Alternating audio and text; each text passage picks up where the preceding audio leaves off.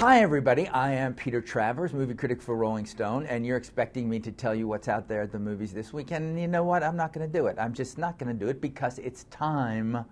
Are you ready for fall movie preview? Yes, it happens all the time. Last week, we looked back on the summer. Now we look ahead to fall. There's 110 movies out there. There are also, because this fall is all about the Oscars, because the Academy has made 10 spots instead of 5 for Best Picture. In a year, which so far is pretty thin, I don't know how they're going to fill it. But anyway, I've seen some of these fall movies. I've seen pieces of some of them, and some I haven't seen at all. And you see my friend the Scumbucket next to me? There are just some movies that strike me as worthy. Remember the Seinfeld show where Elaine would go around about talking about guys who were sponge-worthy? For me, I'm going to talk about movies that are Scumbucket-worthy too, but I've just put their names on cards so that I can go through this and tell you what's out there. And the first card I have here is Avatar, because look, Avatar is James Cameron's first movie since Titanic in 1997. The man's been futzing around forever with 3D. I saw about 40 minutes of this movie. The trailer sucks. Looked like nothing, but the stuff in 3D, spectacular. And look, since the Oscar went last year to a little movie like Slumdog Millionaire, I think the Academy is desperate for a big, giant, $200 million movie to come out there and work. And this is the movie. It's Cameron's Best Picture Oscar to lose. So I'm saying Avatar should be watched, looked for, and I'm excited about it. Then the other big moneymaker will be the Twilight Saga, New Moon. You all know this is the second of the 4 Twilight books, and this time Bella Swan, played by Kristen Stewart, has to decide between Rob Pattinson or Taylor Lautner, who is playing a werewolf.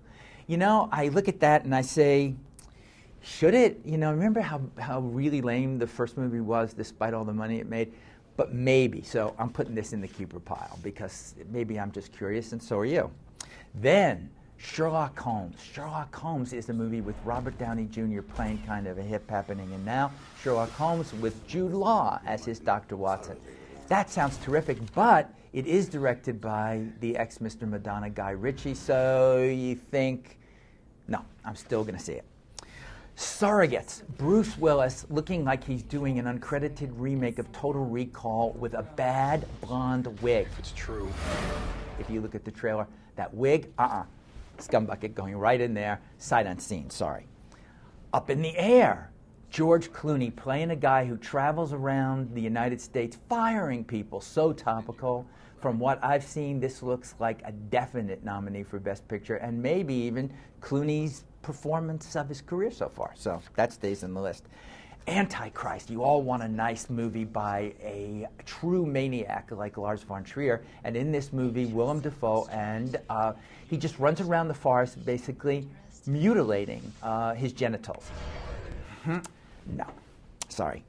Precious. Precious is that little movie, you never heard about it. You probably didn't hear much about anybody in it. Directed by Lee Daniels, about a morbidly obese Harlem teenager who tries to find herself. It sounds like Hallmark. Not. It's great. I've seen the whole thing. Put it down. Write it down somewhere. Precious. When it comes out, you're seeing it.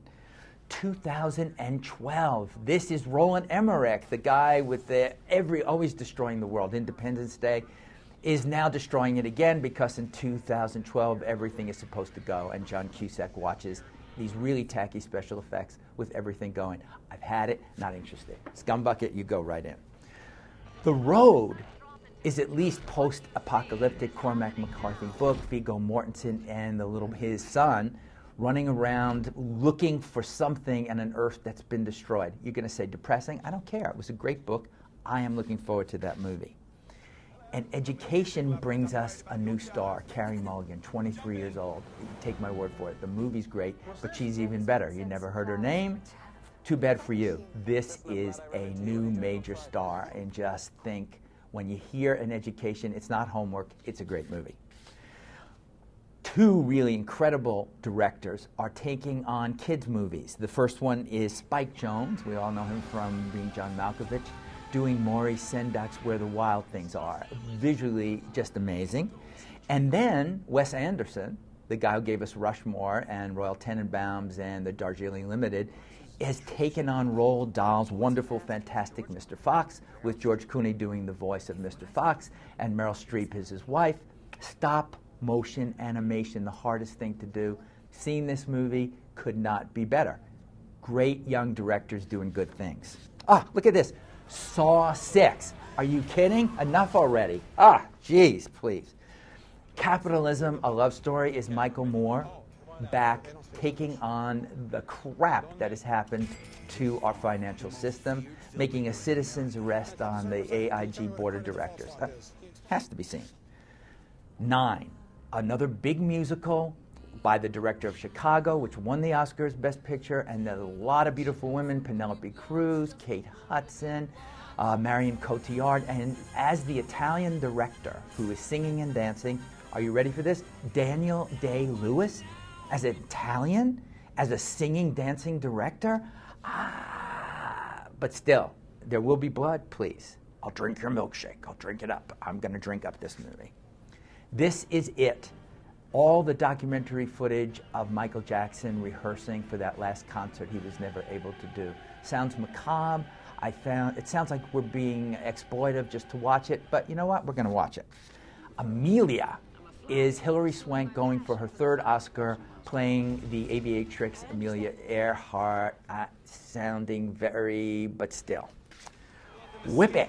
Whip It is Drew Barrymore's directorial debut with a lot of roller skating girls. There's Kristen Wiig. There's, I don't know.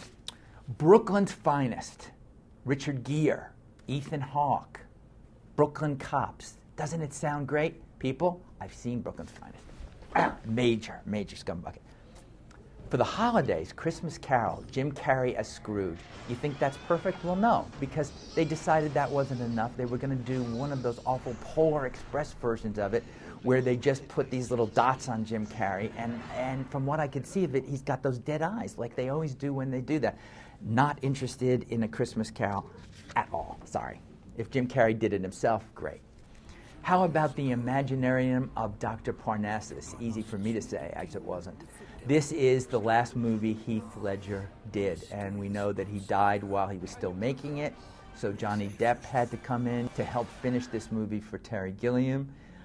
From what I've seen, this could be the movie that could win Heath Ledger yet a 2nd posthumous Oscar, so how would you miss that? Never. Lovely Bones, Alice Sebold's novel about a little girl who is raped and murdered and watches from the heavens to see her parents try to catch the killer. The big draw here, Peter Jackson is the director. You think he can only do Lord of the Rings? Go look at what he did with Heavenly Creatures. Amazing stuff. Invictus is Clint Eastwood directing a movie about Nelson Mandela starring Morgan Freeman. Need I say more? This screams Oscar. Tree of Life brings back Terrence Malick, who takes 5 years to make a movie, and this is a movie with Brad Pitt, Sean Penn, and dinosaurs. Don't know a thing about it, but I wouldn't miss it. Now, as we come to the end, for Christmas Day, there is a movie called Alvin and the Chipmunks, The Squeakquel. The Squeakquel? The first movie was unendurable. So all I can say is, we can hardly stand the wait. Please, Christmas, don't be late. Please be late. Scumbucket for sure. I'm Peter Travers.